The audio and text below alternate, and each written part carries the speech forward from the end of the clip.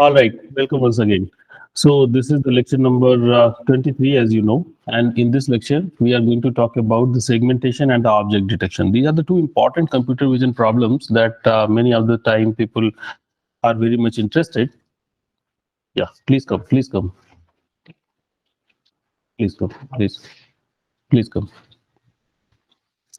So these are the two very important computer vision problems that people try to solve.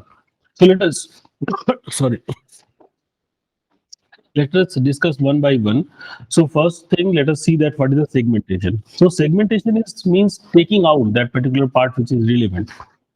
For example, if an image is given to you and there is somewhere there is a cat, and you want to find out that where is that cat. So cat is only into this particular region. Okay, so you can come up with some kind of bounding box that you can tell that looks like that in this particular area this cat is there. So two kind of generally when we start solving these kind of computer vision problems, so we start by saying that given an image whether there is a cat or dog. So first we want to understand that given the image where there is a cat or dog, this is a very classical problem. So in this particular kind of problem, whatever network we have, if we have any kind of network, we are going to feed an image and it is going to say that cat or dog. That's it. So a classifier can be trained. We have seen that into the previous classes that we can deploy a series of CNN layers, and after that you are going to get some feature, and then you would apply a classification head that is a fully connected part, and after that you can get all these things. So you know that what is the basic architecture of these kind of problems. Here, the problem is this, that let's assume that given the image, you find out that okay, there is a cat. Segmentation says that where is that particular cat? Can I cut that particular part? Okay, segmentation can be of the two parts basically. That, for example, in this particular example only, if you want to be more precise, you can say that cat is here. Okay, cat is into this particular part only. So if you do this, it is a instance segmentation. Okay, pixel wise segmentation is called segmentation, where every pixel you are going to tell that where is the object, what is the portion. Otherwise, in general sense, whenever we talk about the segmentation, it is something like this particular coming up with this kind of bounding box. So I just wanted to introduce this particular part. Maybe you could also be I think aware about this. It is not that very difficult thing. So how can I do that? So let's assume that let's assume. One moment, let me see. Yeah. So let's assume that I have something, and here is my cat. Okay. I'm very bad in drawing. Okay, let's assume that here is my cat. So so there would be, let's assume that we are talking about the simple segmentation part. So where is the cat? Cat is here. So the answer, if I ask you that where is the cat, you can come up any kind of this kind of bounding box. But there is some ground truth. No? You understand that whatever I draw is a ground truth. It is reality that here is a cat. But if you run an algorithm don't know anything. So it may come up with a bigger box, or it may come up this kind of box, or it may come up with this kind of box. All these possibilities are there, and initially it is going to happen because you are going to train the thing, you have to change the parameter so that it becomes very tight to this the original scenario. So it should, I think I have, so it should be 1 minute. So initially, yeah, so you want to be very tight to this particular scenario. So you instead of if this is the ground truth, you want to produce the things over here only. So initially it would not happen because your parameters are not trained. You want to make the system better. So how good this particular thing is, if I ask the question, how good this particular kind of uh, segmentation, this kind of uh, output is. Once again, this is what the ground truth is, and this is what my system has told me. So how good this is? How can I tell that what is the measure? So the measure is IOU. IOU is intersection over union. You know that. What is intersection over union? You find out what is the places where both are telling right. This is the intersection. And then what is the union? Union is those part, for example, this part and this complete part is going to be union. Okay, let's assume that there are 100 pixels which are actually correct in both the cases. Here he is giving me 55 more pixels over here, and here let's assume that 35 pixels are missed. Simple example. So what is IOU? How good this particular thing is? You can by yourself tell that sir, it is 100 divided by 100 plus 35 plus 55. This is one measure. So if you want to do a segmentation, you have to tell that how good you are with respect to this particular parameter. The technique that we are going to see today is called the unit. But let me give you some more background about this, that how the way problem was given and people were solving that particular problem. So there was a challenge called ISBI challenge, and in this challenge they wanted to do a segmentation on the natural kind of structures, means the images were collected using the electron microscope. For example, this image is coming from the electron microscope. So you may not be able to figure out that what is there, but the expert can tell that looks like this is one kind of thing, this is another kind of thing, this is another kind of thing. So based on their shape and other things, they can tell that this is one kind of thing, this is another kind of thing. So your objective would be to tell that this is a one kind of thing and same thing is here also. This is one kind of thing, same thing is here also. So you can come up these kind of things.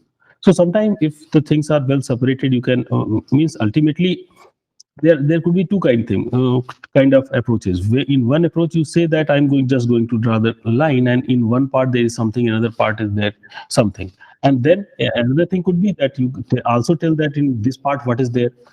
So these are the two approaches that we can go ahead, and you can by yourself can tell that, sir, if we can find out that these are the boundaries, then we can cut out this part and apply a SVM or any kind of classifier on this, and we can tell that what kind of object this particular thing is. So this is straightforward. There is no problem on that. But how to do that? Because you can see that just seeing this very difficult to figure out that what is over there. So it was a very big problem for very long. Okay, so ISBI actually had given these kind of electron microscope images, and they have run an application.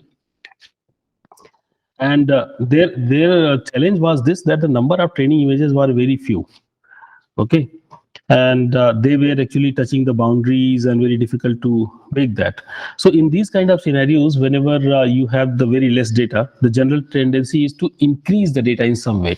And one such method could be that, for example, if there is a cat, so there is a cat, so you can tell that in the same image you can put the cat over here. So it is a translation. So sometimes you can do the translation, or sometimes we can call it shift.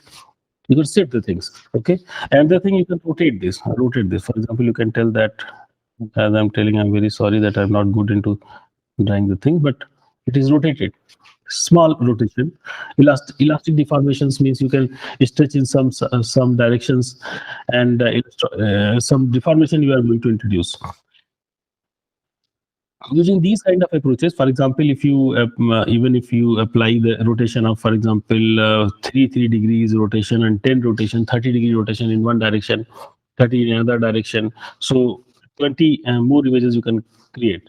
30-degree rotation is not a big thing. Okay, mostly it happens that these things are rotated in that way. So you can increase more things, sometimes zoom and other things. So this 330 can very easily, you can make it 300 images, and now you can do a training.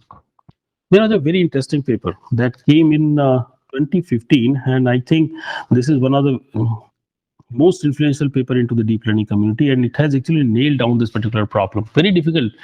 You can see that earlier it was not able to do that, but this particular paper came that that is UNET, a convolutional neural network for biomedical image segmentation. Look, this paper, they are not talking about in general, but this method was actually now developed. Earlier it was developed for the medical domain only, but now being used in all the domains, and people are using this.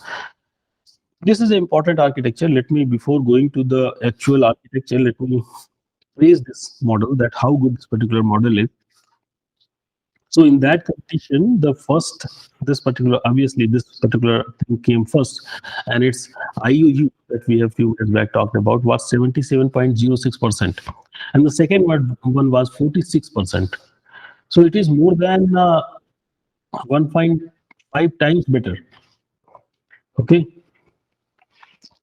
There was another means this is the one thing that actually you can find out nice visualization on the internet also. So this is the thing that when an image was given and you are telling that on what places what are the things, then it accuracy it IOU are 77.6%. And there were some videos also. On this video, there was some cell, and you want to track that where this particular cell is moving, cell tracking thing. So in that thing, it has achieved 92% of IUU as compared to the 83% of the second one that was into the second one. Very good architecture. So what are the components? Let me tell you that what is this architecture. So if you want to understand, let me tell you these 5 things. Keep these 5 things in your mind. What are these things? If this arrow comes, so what is this array? Arrow. This is a blue array pointing in some direction. It means that I'm going to apply a convolution of 3 cross 3. You know that if there is an image of 100 cross 100, and if you apply a convolution, it becomes 100 minus 3 plus 1 times 100 minus 3 plus 1 size. So size reduces. This convolution operation actually, whenever you apply this thing, it actually reduces the size. After the convolution, if some activation is needed, you apply ReLU. It's the first thing. So blue array means what? You are going to apply 3 class 3 convolution. Next array. This is called the gray arrow. Gray means copy and crop. What is a copy and crop? So don't see inside. I'm just going to tell something. I will tell later. So here is something, and this is the arrow. Okay, copy and crop means that you are going to not using the complete thing. Some portion you are going to take, and you are going to take at this particular site. Some portion means some portion you are neglecting. Why neglecting?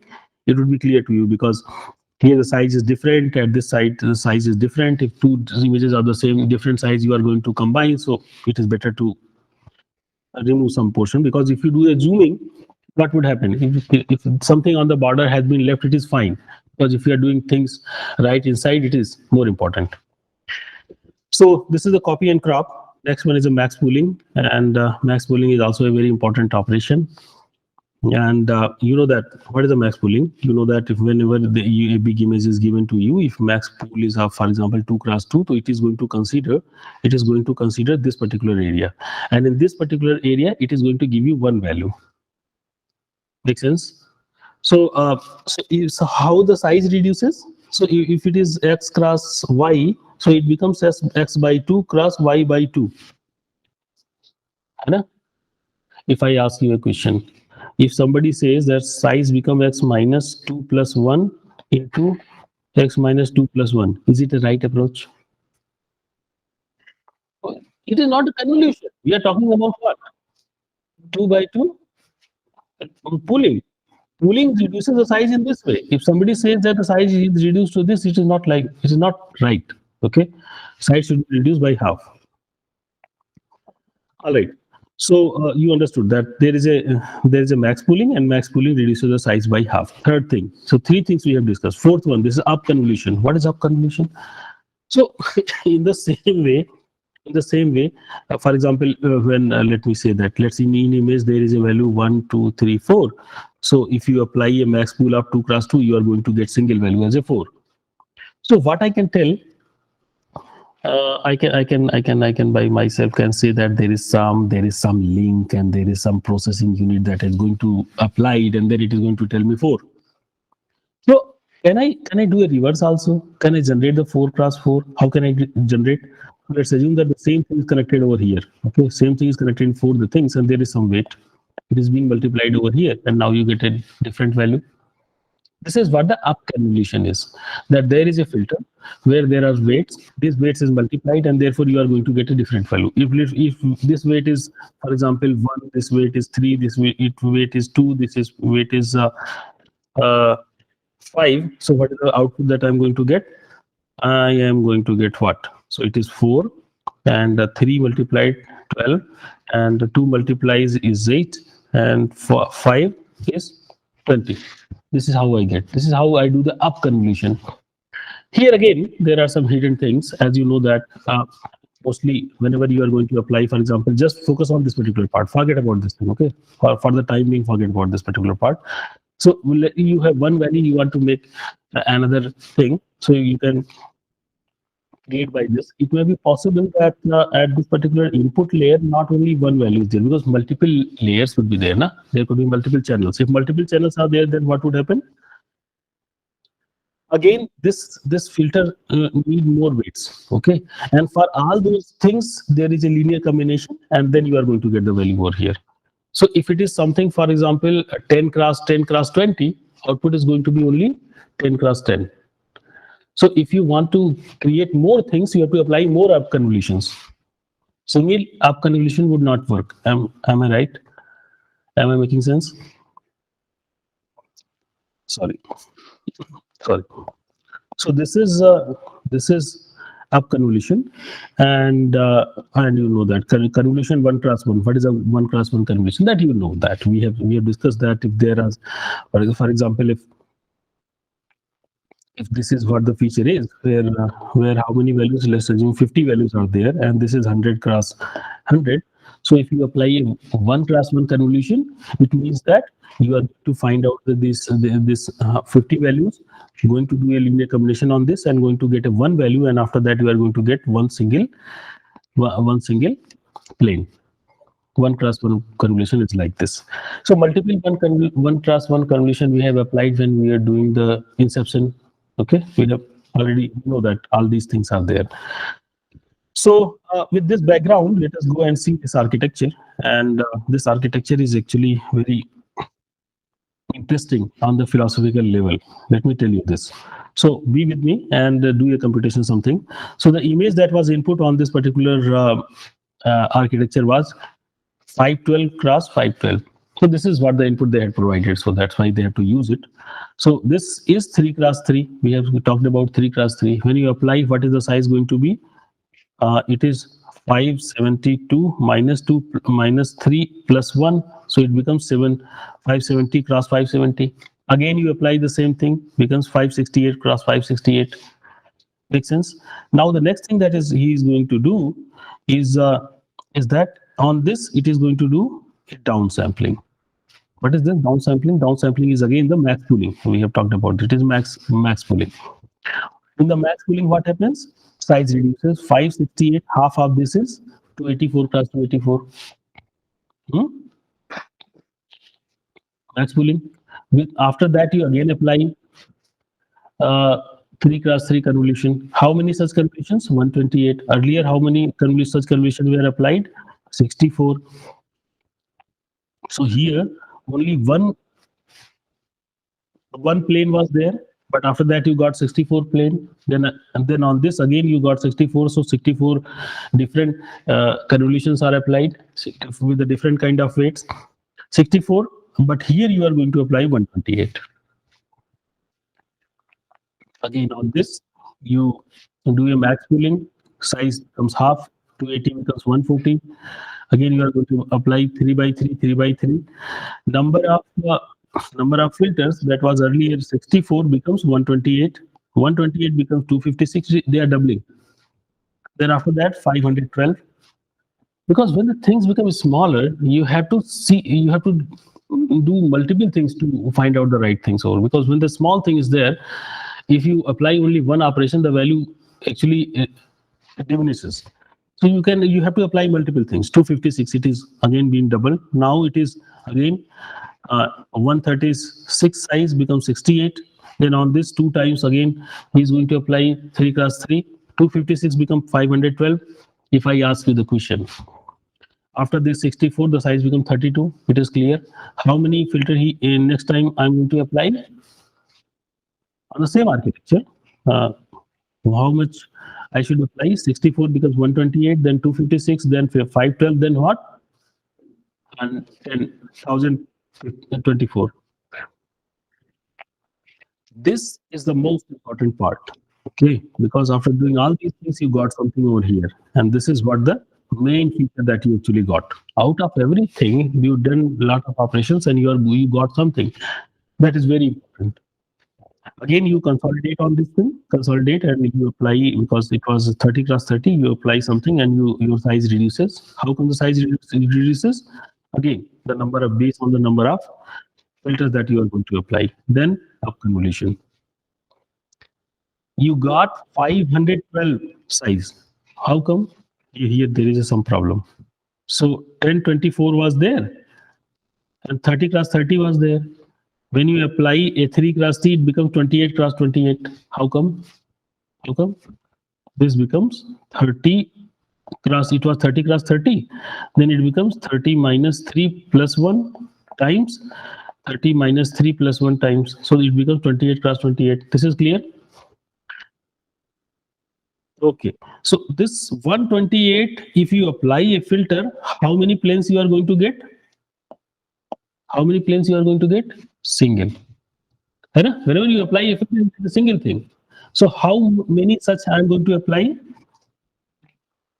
I am going to apply 512 such. Okay, here 512 such things I am going to apply.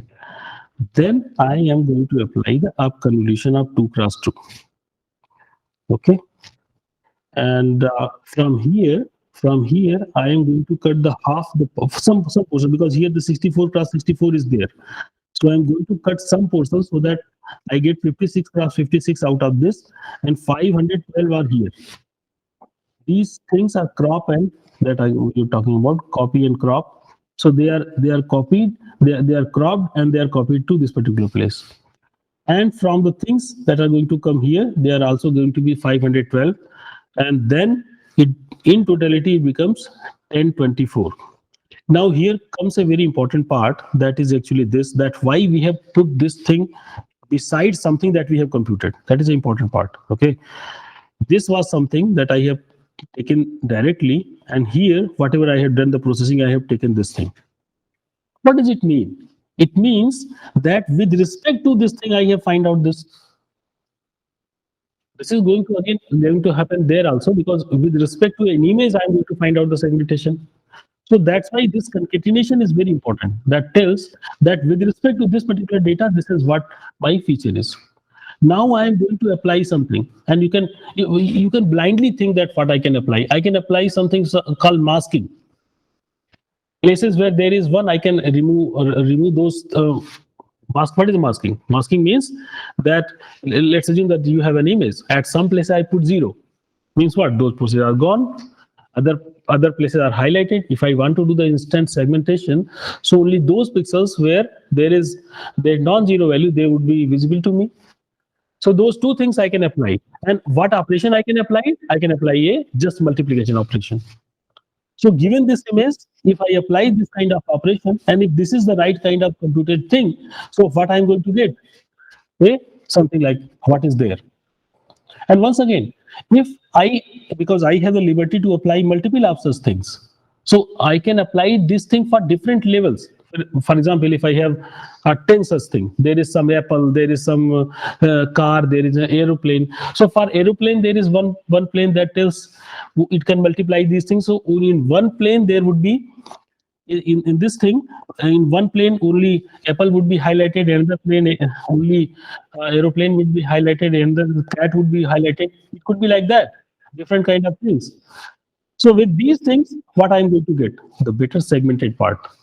But since it is a very high level philosophical thing that actually we are going to obtain at this final level. So here, maybe at the future level, it is not directly going to happen, but something related to that is going to happen in this particular place.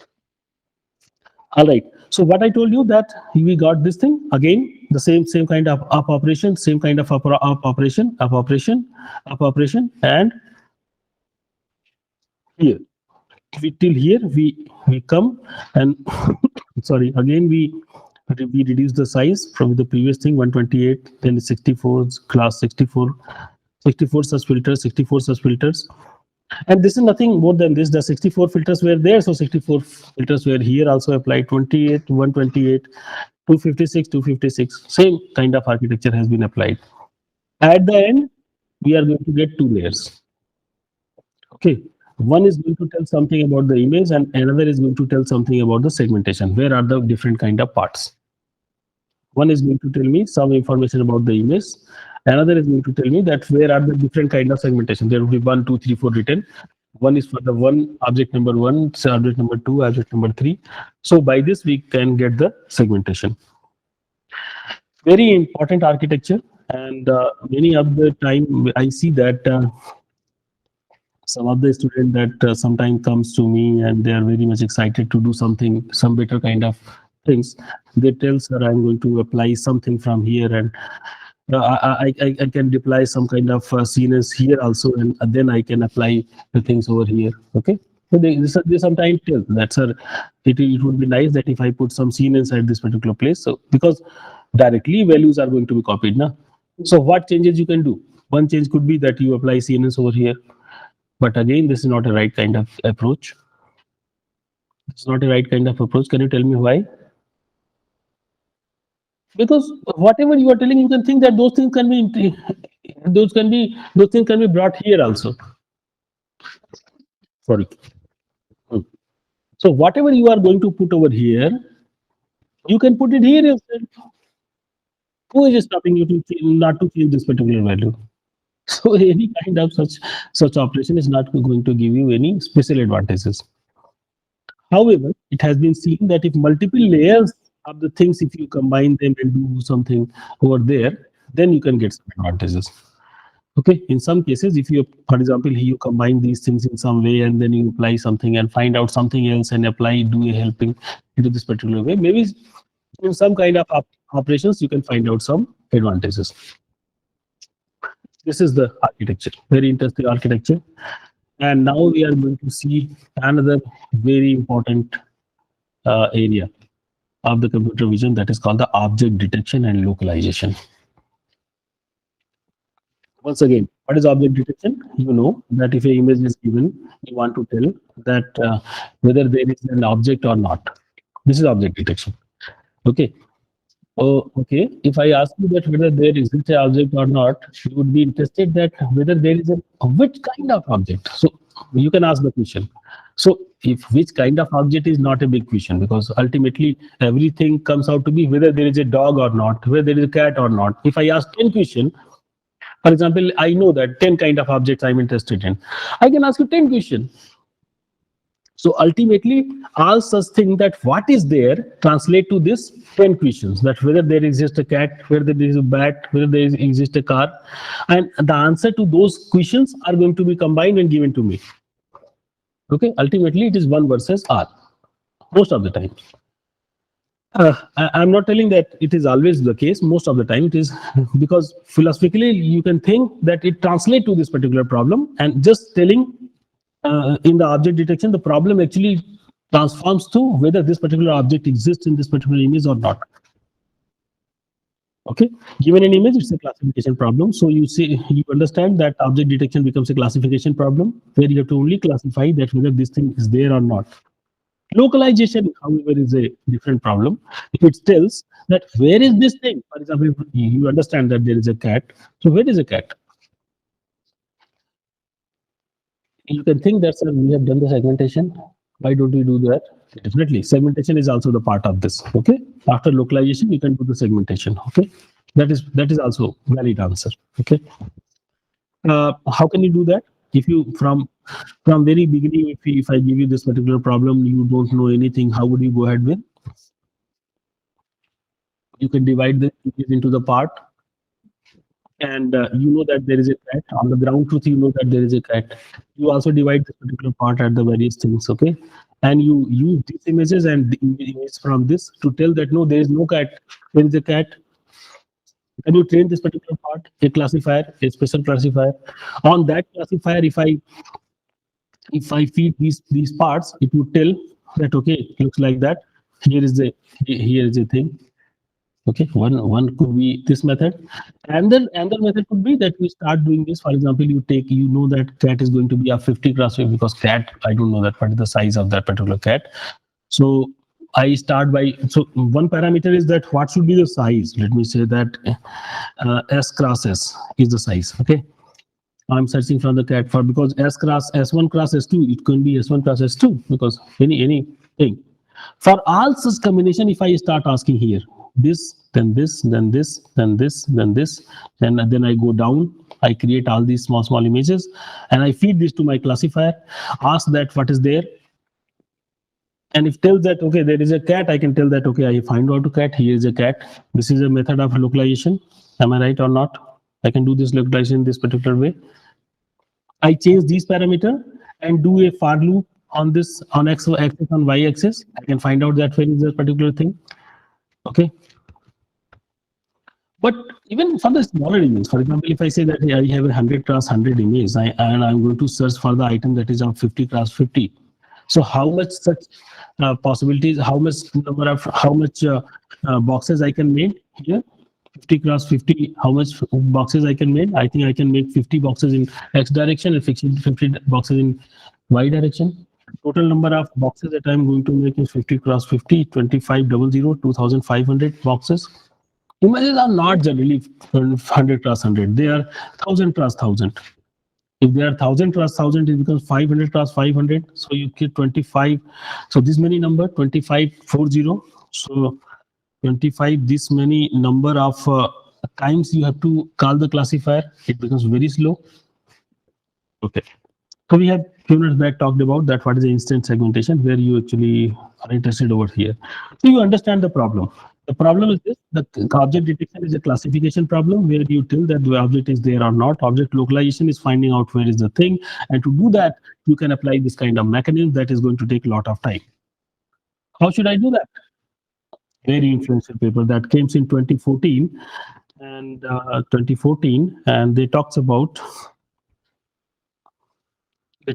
this particular problem, and the paper is this, that rich feature hierarchies for accurate object detection and semantic segmentation. So let me just tell you what is semantic segmentation. Semantic means meaning. Semantics means meaning. Means, for example, cat is a meaning. Semantic segmentation means I want to find out the areas where there is a cat, because cat can look very different in the nearby areas. I want to consolidate that. All right, so this is the paper, came in 2014, very huge number of citation, and this number is old, I think 2 years back. I have prepared this slide at that time. This number is, you just Google this, you'll find out at least it becomes three times. This number could be at least 3 times. All right, so what is the method? The method says, just give me a blind idea. How should I do that? So definitely you would say that, sir, I don't want to do this. Okay, definitely only this thing. Okay, classifier is going to tell you that where there is thing is not. So classifier you would definitely would like to use. Right? But this part, that going into the regression and finding out these many number of regions, you would not like to do that. Let's assume that there is just someone who can tell me that looks like here is something. Can you tell me that here is a cat or not? There is something. I don't know that. I'm not talking about that. Who is he? He is someone that gives me the reason proposal. There is someone who gives me the reason proposal. Okay, let's assume I create something. I don't know. I'm not going to into that particular detail. Somebody gives me the reason proposal, and by doing some selective search, he is doing some search. He is an standard agent. He is going to tell me that looks like that here is an object and this is the size. Okay. What he is doing? He is doing some selective search. He's randomly picking some areas and extending something and understanding that whether there is looks like that there is a cat, but he's not sure about that. How many such things he's going to give me? 20,000, not 1 or 2, 20,000 thing he is going to give me. Okay, so if he give me the 20,000 thing, so what is my task? My task is simple. I would apply a classification thing. Tell that if whether there is an aeroplane, yes or no, person, yes or no, TV monitor, yes or no. And if I say that yes, I can tell that, okay, here is a cat, here is a bad dog, here is a television, here is an aeroplane. I can tell like that. Very influential paper that came, and that came in 2014. And it was initial time, so people were not that much comfortable, and they were using SVM for the classification. Okay, whatever feature, because you know that somebody told me that it's like that here is a man.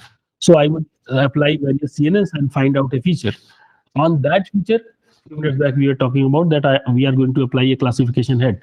that is a fully connected, but they have used SVM because SVM at that particular time was supposed to be very good classifier, and actually it is a very good classifier because if you apply a kernel based methods over there, it actually reflects that your data is actually projected to infinite dimensional space, and into the infinite dimensional space everything would be linearly separable.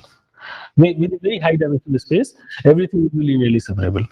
So with this kind of approaches, SVM is definitely going to give me a good accuracy, and that's why this paper was there.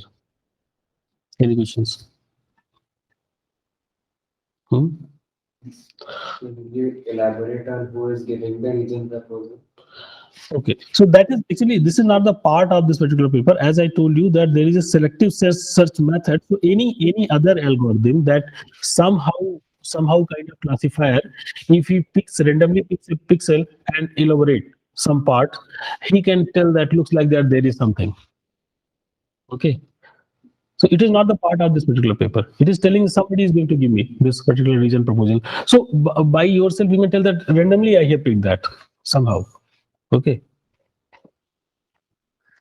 Next paper, from the same group, next year, 2015 paper, a very influential paper into the same line, and it is going to be the fast RCNN. Same thing. I'm going to do the fast. How can I do the fast? So in the previous slide, you said that region proposal, that algorithm that is not in our scope. So it will give us the idea of the shape also, like 20 cross 20 or 30 cross 30. So does it give us that also? Correct. He gives us that this is the region.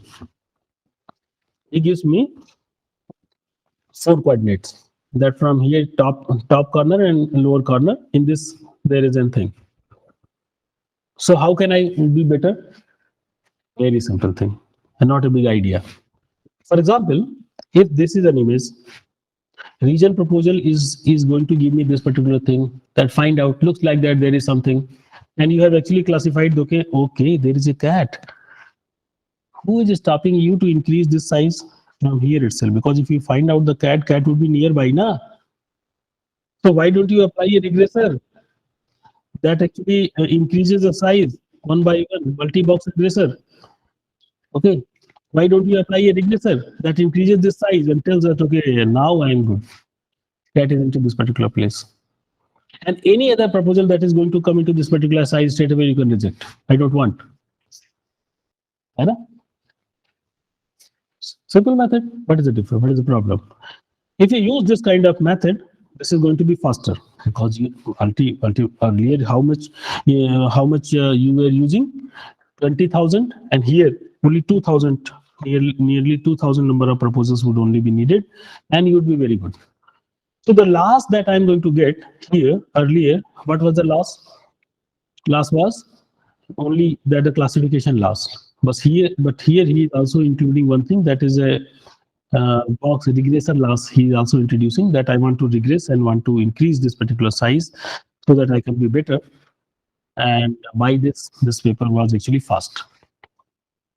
Yeah, you have very less time. I have to quickly move.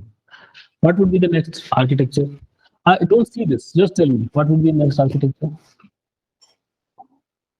If you know that there is an image, and ground truth, you know that there are images. Ground truth, you know. So why don't you train a CNN-based architecture on that? Why don't you train a CNN-based architecture on that? Given this image, it tells me that here is the thing. This is the thing that we have to do. But how to make the architecture for that is actually the big question. But let's assume that you have done something. Once again, what I told you, that on the original images, you know that where are the objects. So using this information and the original information, you feed into the system, and you are going to train a particular CNN architecture, so that it is going to give you this particular thing. If it is trained well, it is going to give you this particular answer. All right, so they have added, so on the original image, for example, this was the inner, okay, this was the image. Then you apply some CNNs and find out some deck of features. On this feature, you actually you apply a region proposal network that is going to tell that looks like that on this particular image. These are the region where there is an object. you can use this thing and you can cut this particular portion from the original image and supply to this classifier, and now the classifier can tell that in this particular region this is item, in this particular region this is item. It's a simple thing, not a big thing, but next year paper. So they were doing incrementally, and their things were actually very much well appreciated in the domain.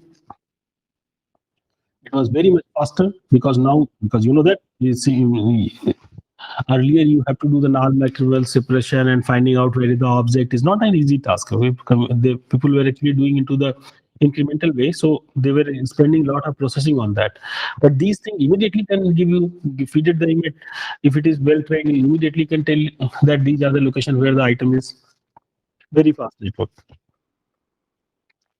Okay, 2015 paper. Next paper that actually we wanted to talk about is actually a very, very successful and influential paper, and that is called the You Only Look Once, YOLO. And if I ask you that, how would you develop something? Look, the ideas are not very coming from you. What happens now, the ideas you would also have, that I wanted to emphasize in every class, that you would also have the same kind of idea. But how to make this happen is the important thing. Okay, only the thing is that you will be thinking that sir, aise karenge ho jayega. That is fine.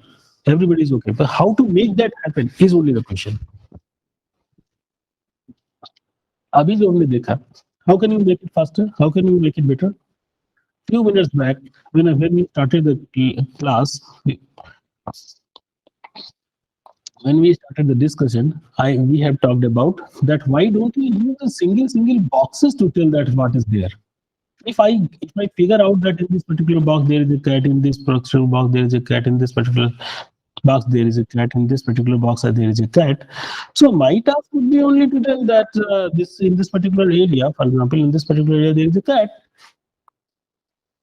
It would be faster, no? Because you can see that if I block wise do the things, it would be more faster. Because without loss of generality, I can say that these things are fixed. For example, I say that it is 7x7. Given the image, I only consider 7x7 thing, 49 different things. Okay. So if on one thing I can apply this particular architecture to find out whether there is a cat or not, same thing I can replicate everywhere. Who is stopping me to put more units on that? For every portion, I'm going to put one thing, one processing thing. So same thing I am going to repeat. Let's assume you can think in that particular way. So the time taken in one is the only time needed to do in the processing of the complete thing, because now you have trained network. This is actually the idea. They have used 7x7 grid, and in this particular grid, in every grid, they have actually find out that it is over there. Makes sense?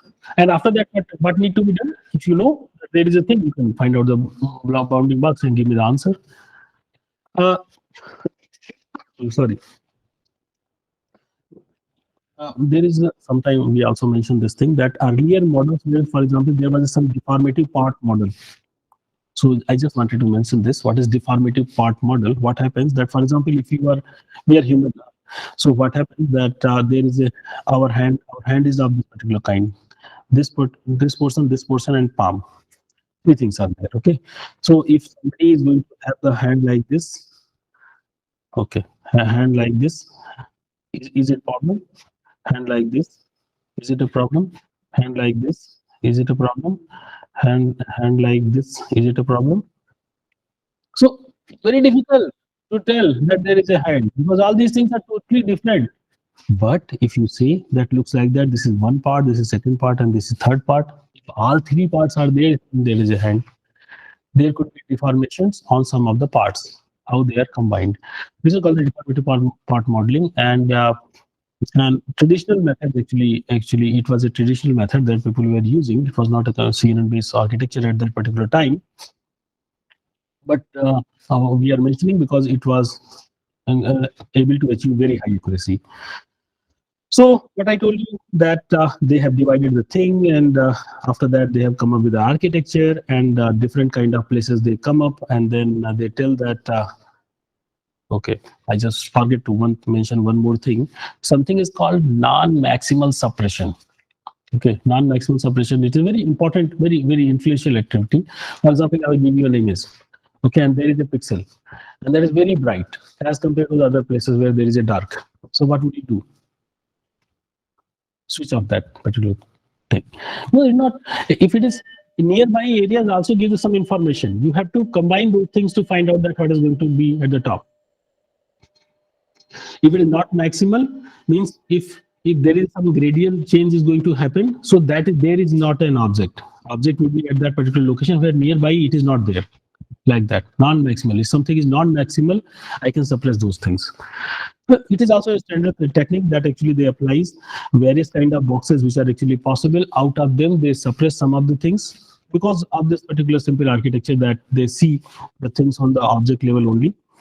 This was a very influential paper, came out in 2016, and every year, however, those people have stopped the development of those own things, but the other community has taken it into very well way, and they are doing it very fast. This is the network architecture, and as you can by yourself assume that at the end, what I'm going to get 7x7x20. So I will not go into that particular detail. That is not very relevant here. That what is the detail? Here you just understand that there is some image. Okay, for example, this is an image. So you want to apply this kind of network architecture and tell that where are the items. So this is your task now. Given an image, you want to apply something to find out that where is the object. The first thing that they do, because as I told you that I'm going to apply the things into 7x7, so they have used 7x7. So you have to resize the image because different images can be of different size. So they resize the image, then they can run the convolution network, and non-maximal suppression means the things which are actually nearby is somewhere in one secluded place. You find out that there is some cat, you delete that. Some nearby place also there is a cat, then you say that okay, there looks like that there is an object. Convolution network architecture need not to go, but what is the output at this particular place? They have run their experiment on the 20 different categories. 20 different categories. So in the 7x7, if as few years back we have talked about that into the 7x7 areas, for every box, what you have to tell? What is the object over there? For every object you have to tell what is the object. How many objects are there? 20 objects are there. So you have to tell that what is the probability that it is the first object, which is the second object, which is the, so it would be a kind of vector that is going to tell that what kind of object is there. You can add one more bit over here just to tell. You can add one more bit at this particular place just to tell that looks like whether these whether in this particular portion any of my 20 category item is there or not. If you find out that the probability is higher, then only you decide. So 20 plus one more value. And then there are 5 boxes. They are actually going to have they are going to have b number of boxes. So if there is an object, two size they try to give. That looks like that either this is the size or this is the size. I mean, this is the two different size. For example, here, if I'm going to talk, I'm going to concentrate on this thing. It is going to give me 2 different boxes. For every box, I have to supply 5 values. Okay. I have to supply 4 values of 5 values. What is the 5 values? The first value could be x and y of the top corner. Next thing, x and y of the lower thing. Plus, what is the probability that there exists an item? And then there exists an item. What is the 20? What is the probability of those 20 things? Okay. So total number of items, that total number of value that is going to give me is this 7x7 multiplied by 2 boxes of 5 plus 20 different. These many number of values and I am going to get as an output, and immediately I can utilize that to give an answer. This is going to be a very important slide. Please focus on this. At the time when they were presented this work in CVPR workshop, they have presented this table. Very interesting, very important thing. Please focus on this. Deformative part model has the accuracy of 33.7%. It takes 14 seconds to process this particular image. 14 seconds. So it is a baseline. Okay. RCNN, we have talked about, it is a better model. Accuracy is 66%. So I need RCNN. Huh? Why I need RCNN? Because it has accuracy of 66%. Takes 20 seconds. Okay. Taking more time because accuracy is very, very high. I am okay. Next, fast RCNN. They have made it faster. From 20 seconds, it becomes 2 seconds. Very good. Accuracy also increased 70%. 70% accuracy. Processes the image in 2 seconds. Okay, on some machine, let's assume that there is some underlying machine. Next, faster RCNN, better accuracy. I'm very happy. Time taken is 140 millisecond. Earlier it was 2000 millisecond and now becomes 140 millisecond. Very fast. Then comes the YOLO. Accuracy reduced 66.3, but the time taken is 22 millisecond. Time taken is 22 millisecond. Why it is important? Because you know that 25 frames per second is there. If there is a video, it is a 25 frames per second. 25 frames per second is how much? How much time? It is 1 second is, let's assume that 1000 millisecond divided by 25, it is 40. 40 millisecond. It takes only 40 milliseconds to process. What does it mean? That if the frames are coming to you, on every alternate frame, you can apply the YOLO and immediately you can find out the result. Okay. So if this was the thing is coming to you, so you change it in such a way so that here boxes are also shown. So in these things you are showing the original thing, and in between you are showing where is a box.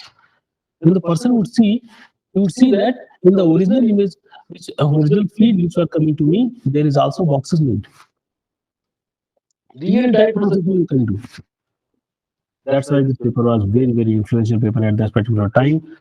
However, the accuracy was a little bit low because as compared to the deformative part modeling, it was very good. But it was improved to 69% at the time when they presented this paper. When they actually wrote the paper, their accuracy was 63%. That they mentioned into the paper. But when they were presenting, the accuracy was better, 69%. And now you know that what is the latest version? V5. And there is some PP YOLO and like that people are talking about it in 2020-21, and very good accuracy out of that.